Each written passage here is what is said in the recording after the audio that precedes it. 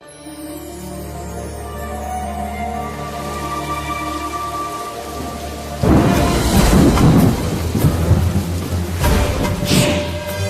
Gard, cinematics director. Well, I've always been interested in mythology. I think that's fascinating to try and understand why people have such similar myths and sometimes such dissimilar myths.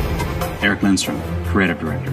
It took a lot of time to figure out what the mythology of the game should be, because it's not something to be determined in isolation.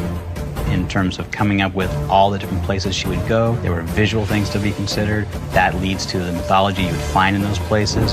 That leads back to what locations would be affected, and vice versa. When you look back through the cultural past, there's lots of overlap of cultures prior to the point when we can know about them.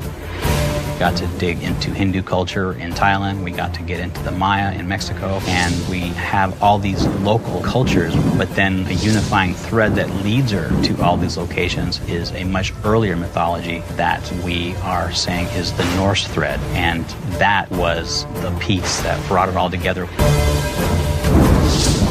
Various myths use different names, but they all apply to the same remnants of the ancient world. In Tomb Raider Underworld, Lara Croft uncovers the truth behind the myth of the Norse civilization. On her journey, she basically realizes that she needs to recover Thor's hammer. Thor's hammer is actually one of the most interesting archaeological pieces of mythology. It's compelling because it's actually so powerful that it is capable of killing immortal gods. As Lara fully uncovers the sort of secrets behind Norse mythology, she realizes that the hammer itself could possibly unleash Ragnarok, the end of the world. Pursuing her own goals is actually putting the world in danger. I need Thor's belt to get his hammer, and I need the hammer to kill a god.